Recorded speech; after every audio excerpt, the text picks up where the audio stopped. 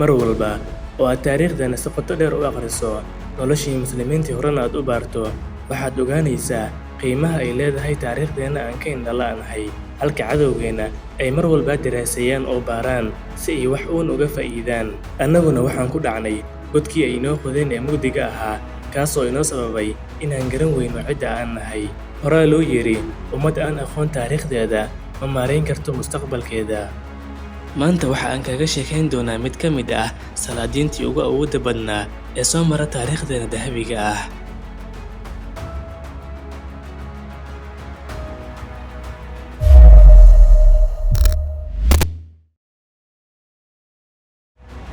suldaan maxamuud bin subaktikiin wuxuu dhashay 2 bisha Noofembar sanadkii 971 miilaadi wuxuu ahaa hogaamiyaha dowladda Qasnawiyiinta intii u dhaxaysay 998 ilaa 1030 miilaadi oo ah xilligii khilaafadii Cabbaasiyiinta suldaan maxamuud wuxuu furashooyin badan ka sameeyay dhulalka Hindiya Bakistaan iyo meelo badan wuxuu burburiyay sanamkii ugu weynaa Hindida ee la oran jiray Somnath wuxuu gaaray guulo badan waxaa lagu magacaabay magacyo badan waxaana ka mid ah magacyadaas geesigii Islaamka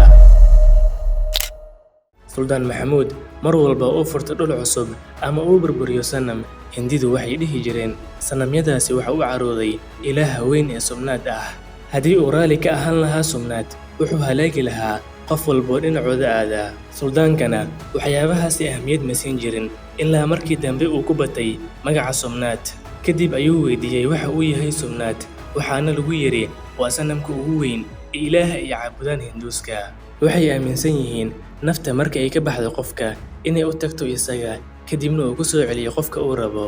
Somnath waxaa dhinaciisa joogo 1000 faalalow iyo 300 oo nin kuwaasoo shaqadoodu ay tahay inay garka iyo timaha ka xiraan dadka iyo 300 oo nin iyo 500 oo naag oo heesa ka qaado albaabka sanamka laga soo galo suldaan maxamuud markuu helay warbixinta sanamka oo dhammaystiran ayuu go'aansaday inuu burburiyo sanamka macbadka uu ku yeelan uu furto isagoo isleh haddii ay Hindidu waayaan sanamka oo ay ogaadaan beenta iyo baadilka meesha lagu hayo waxay soo gali doonaan diinta Islaamka suldaanka hadafkiisu wuxuu ahaa inuu u shaqeeyo Islaamka diintana uu faafiyo 10kii Shacbaan sanadkii 416 Hijri ayuu ka xisay suldaanka ciidankiisa wuxuu jaray dhul dheer oo biyo la'aan iyo haraad ah si uu u soo burburiyo sanamkaas wuxuu gacanta sii mariyay ciidamo badan oo Hinduus ah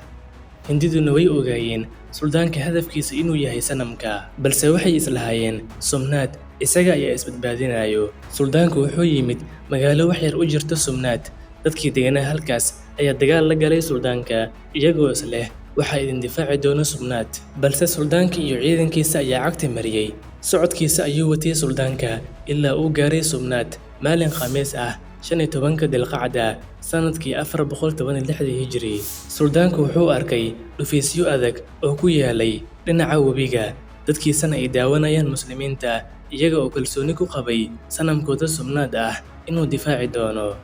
maalin Jimco ah 16 Dilqacda sanadkii 416 Hijri markii ay sii dhacaysay qorraxda ayay ciidanka muslimiinta ah iyo hogaamiyahooda geesiga Islaamka ah iyagana u jihaysteen dhankii sanamka dagaal xoogan ayay la galeen Hinduuskii dharbaaxo adagna waa ay ku dhufteen waayo Hinduusku waxay u maleynayeen ilaahooda Somnath ah inuu difaaci doono una garab istaagi doono ciidankii muslimiinta ahaa darbiyada magaalada ayay ka iclaamiyeen tawxiidka takbiir ayay isqabsadeen isla markaasi waxaa adkaaday dagaalkii Hinduuskii iyaga oo koox ah ayay isku gureen macbadkooda Somnath ayay ka dalbadeen inuu u gargaaro iyaga oo halkaasi ku ooyay kadibna waxay u soo baxeen dagaalka dhammaantood waa ay dagaalameen oo marba koox ayaa sidaas samaynaysay waxa ay ku dagaalameen albaabka macbadka uu yaalay sanamka ilaa halkaas lagu dilay 50,000 oo ka mid ah iyaga markii ay dareemeen inay sii dhammaanayaan ayaa waxay isku dayeen inay baxsadaan dooman ayay ka qaateen webiga balse libaaxyadii muslimiinta ee dhiigga cadowga u oomanaa ayaa ka hari waayay oo midna kama baxsan maalintaasna gaalada aad ayay ugu adkayd suldaan maxamuud wuxuu amray in la burburiyo sanamka dhagaxdiisana wuxuu ku dhisay masjidka weyn ee Qasna isagoo alle uga mahadcelinayo intii uu socday dagaalka qaar ka mid ah odayaashii Hinduuska ayaa dalbaday inay la kulmaan suldaanka waxayna u bandhigeen hanti aad u badan iyo adduun lacageed si uu uga leexdo sanamka Sumnaad dibna uu isaga laabto iyagoo islahaa muslimiinta uma aysan imaan wax aan lacag iyo hanti ahayn. Suldaan Maxamuud wuxuu isugu wacay hogaamiyaashiisa waxayna kula taliyeen inuu ka aqbalo lacagta. Suldaanka waaga ayaa u baryay isagoo istiqaaraysanayo lana tashanayo rabbigiis. Markuu waaga dilaacay ayuu go'aamiyey suldaanka in la dumiyo sanamka oo aan la aqbalin hantidooda. Waxa uuna yidhi hadal cajiib ah: arrinta la sheegay waan ka fikiray, waxa aan jeclahay qiyaamaha in laygu yeero aaway Maxamuudkii dumiyey sanamka inta laygu wici lahaa aaway kii sanamka uga tegay lacag darteed.